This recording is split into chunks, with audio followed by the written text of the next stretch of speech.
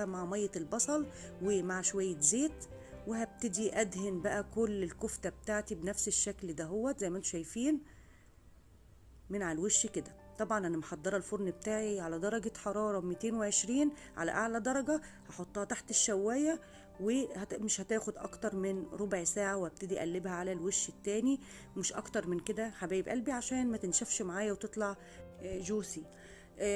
بعد ما لمعتها زي ما انتم شايفين كده حبايب قلبي، هبتدي ادخلها بقى زي ما قلت لكم كده، واول ما تطلع على طول اوريها لكم كده. بعد ما خلصت الكميه كلها هي زي ما انتم شايفين، وطلعت معايا بعد حوالي ربع ساعه.